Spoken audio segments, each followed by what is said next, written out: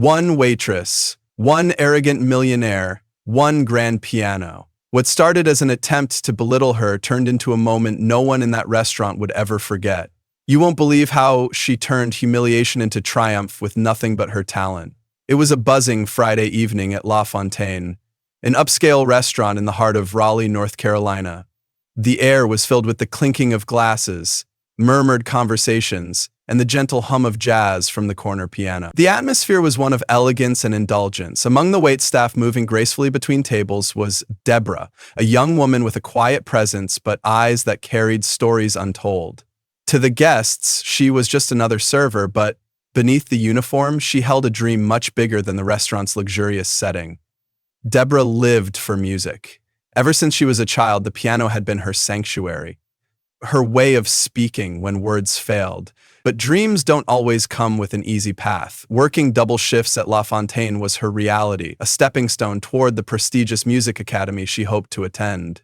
Few people knew about her talent, except for the occasional staff member who had caught her sneaking in moments at the restaurant's unused piano during her breaks. That night, the restaurant doors swung open, and in strolled Leonard Grayson, a man who thrived on attention, a millionaire with an ego larger than his fortune. He moved with an air of dominance, flanked by an entourage that fed off his arrogance. Leonard was a name people recognized, not just for his wealth, but for the way he carried himself. Sharp, cutting, always eager to remind others of their place beneath him. Deborah had served difficult customers before, but something about him felt different. The way he scanned the room, the way his gaze lingered on her just a little too long, it sent a chill up her spine. And then came the smirk, a calculated one. He was planning something, and she was about to be the center of it. As she set down his drink with quiet professionalism, Leonard leaned back and eyed her name tag. Deborah, huh? That's a name for someone with secrets. What's yours? He asked, loud enough for his table to chuckle. She forced a polite smile. No secrets, sir. Just here to serve. Come on now, he said, swirling his glass. You must have something else going for you. What do you do when you're not carrying plates? The question was loaded, the trap already set. Deborah hesitated. She didn't want to entertain this conversation, but something about his expectant stare made her answer honestly. I play piano sometimes. Leonard's smirk widened. A pianist? Well, now this is interesting. Why don't you give us a little show? His voice boomed through the room, drawing the attention of other diners. Her stomach clenched. I really shouldn't. I'm just working tonight. Nonsense. The piano's right there. A real artist wouldn't be afraid of an audience, he said mockingly. His entourage laughed, their eyes flicking between Leonard and Deborah, waiting for the humiliation to unfold. The weight of the room's attention pressed down on her. She wanted to say no, to walk away, but then came the final jab. Ah, I see. All talk, no talent. That's disappointing. Something inside her snapped. She had spent years silencing her passion, folding her dreams into practicality, but at this moment, with every judgmental eye on her, she realized something. She had nothing to prove to him, but everything to prove to herself. With slow, deliberate steps, she walked toward the grand piano. The room quieted, anticipation thick in the air. As she sat down, she ran her fingers over the keys, and feeling the cool ivory beneath her fingertips. For a second, doubt threatened to choke her, but then she closed her eyes, took a deep breath, and played. The first notes were soft, uncertain, but then, like a river breaking free, the music flowed. It wasn't just sound, it was a story, her story, the sacrifices, the struggles, the nights spent practicing on an out-of-tune piano in a tiny apartment. The restaurant faded away. She wasn't just playing. She was unleashing a part of herself that had been locked away for too long. The energy in the room shifted, conversation stopped, forks rested midair. Even Leonard, who had begun this game as a taunt, was left in stunned silence. The arrogance in his eyes melted into something he never expected, humility. As the final note echoed into the air, a hush fell over the restaurant, and then applause. A thunderous, undeniable recognition of talent. Deborah stood, her chest rising and falling with deep breaths, but her eyes were steady, unshaken. She wasn't just a waitress. She never was. And Leonard? He said nothing, because for the first time in a long time he had been silenced, not by words but by undeniable raw talent. The room held its breath, Not a single clink of silverware, not a murmur of conversation. Just the lingering echo of the final chord, suspended in the air like a ghost, refusing to leave. Deborah's fingers remained poised over the keys, her heart pounding so loudly she swore it could be heard. Then, as if a spell had been shattered, the silence exploded into applause. Thunderous, unstoppable, a wave of sound crashing against the walls. Some diners stood, clapping with such fervor that tears pricked Deborah's eyes. Her colleagues, who had watched from the sidelines, now beamed with pride, but one person remained still. Leonard. The smirk he had worn so confidently all evening had dissolved, leaving behind something unreadable. Shock, maybe even discomfort. Slowly, deliberately, he raised his hands and clapped, the sound hollow, almost mocking, but no amount of reluctant applause could erase what had just happened. Deborah had taken back her voice, and no one, not even Leonard, could take that away. As the applause faded, the weight of the moment settled on her shoulders. Deborah stood, her legs trembling but her back straight. She scanned the crowd, and for the first time she truly saw them, not as distant spectators but as witnesses.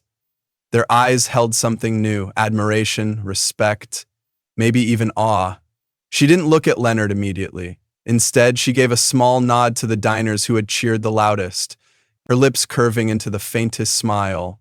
This wasn't pride, this was relief. The kind that comes from knowing she had faced the storm and hadn't let it consume her.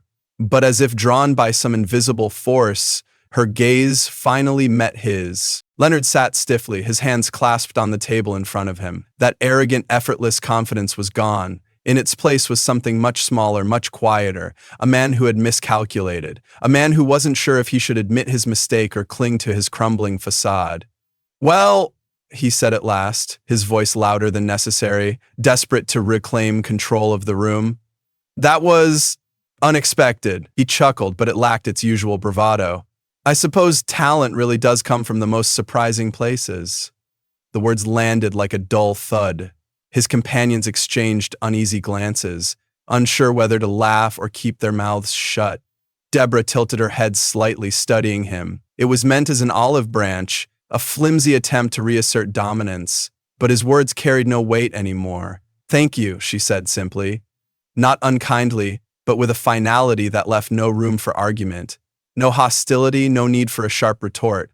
Her music had already spoken louder than anything she could say. Leonard shifted, clearly uncomfortable under the weight of so many eyes.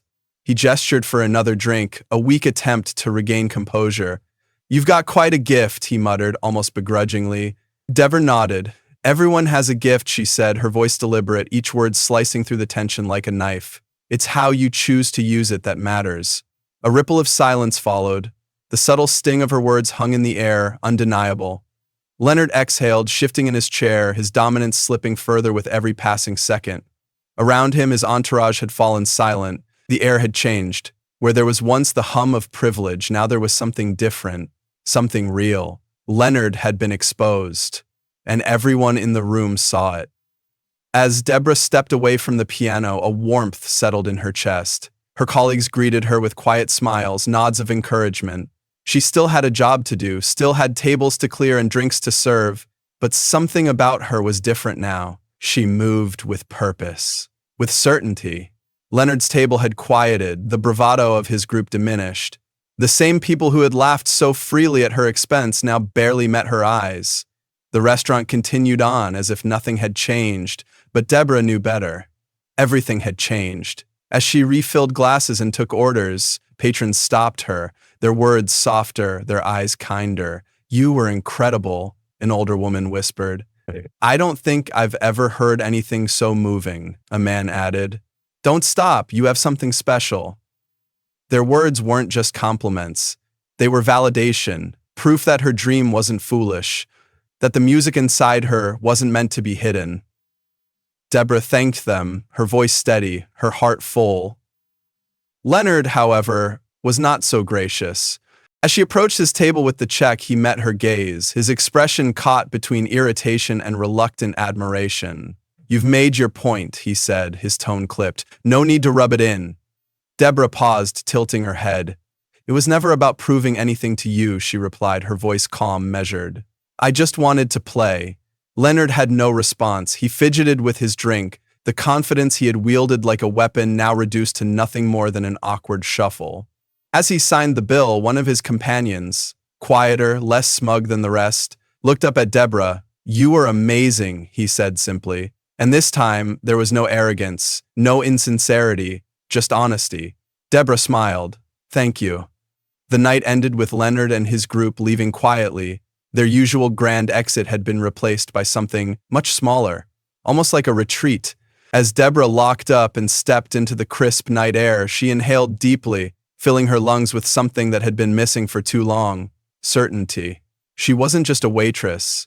She wasn't just a dreamer. She was an artist. And nothing, not Leonard, not doubt, not fear, could take that away.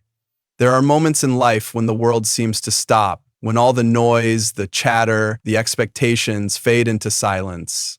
Deborah sat at the piano, her fingers hovering over the keys, the weight of the room pressing in on her. She had spent years swallowing her dreams, convincing herself that her talent was nothing more than a whisper in a world full of deafening voices.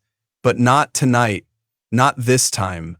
The first note rang out, clear and deliberate, slicing through the thick air of the restaurant. Then another, and another. With each chord, the walls she had built around herself began to crack. The melodies didn't just fill the space, they commanded it, weaving a story of passion, struggle, and unshaken resolve. She wasn't just playing music, she was speaking without words, pouring out emotions so raw they hung in the air like electricity. And then, silence. For a breathless moment, the world stood still. No clinking of glasses, no murmured conversations, just the lingering echo of her final note. Deborah remained frozen, her hands resting on the worn keys, her heart pounding in her chest. Had she done enough? Had they felt what she had poured into the music? Then the applause erupted. It started as a ripple and swelled into a roar, shaking the very foundation of the room. Some stood, clapping with a fervor that brought tears to her eyes. Her coworkers, who had always seen her as nothing more than the quiet waitress, now looked at her with something new: pride. But one face stood out among the rest: Leonard. The man who had spent the evening mocking her, belittling her dreams. He remained seated, his smirk replaced by something she had never seen from him before: discomfort. His applause was slow, almost reluctant, his confidence shaken by something he couldn't quite name. She met his gaze, and in that moment, Deborah understood.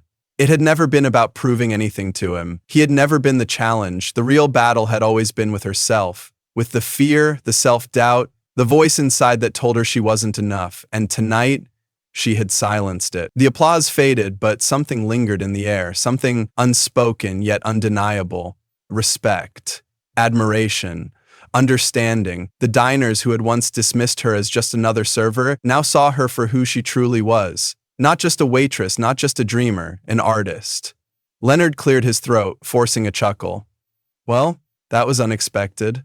His words were meant to regain control, to diminish the moment, but they fell flat. Deborah didn't need his validation. She had already won. She gave him a small, measured nod. "Thank you," she said, her voice steady. No malice, no bitterness, just truth. She had nothing to prove to him or to anyone. Her music had spoken louder than any words ever could. As the night continued, the air around her felt different, lighter. Patrons stopped her, not to ask for more wine, but to tell her how much her music had moved them. "That was beautiful," an older woman whispered, her eyes shining. "Don't stop." Another guest, a man who had barely acknowledged her presence before, now looked at her with quiet awe. "You have a gift," he said simply, and for the first time, Deborah believed it. Leonard and his entourage left without their usual grand exit. There were no boasts, no smug laughter, just silence. Whatever power he once held over had vanished, reduced to nothing more than a fleeting shadow. And as she watched him go, Deborah felt no triumph, no resentment, just clarity.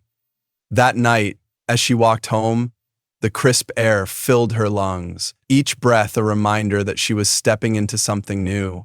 The tips from the evening were generous, more than enough to cover her rent, and finally, pay for the piano lessons she had been postponing for years. But more than that, she carried home something far greater than money. She carried certainty.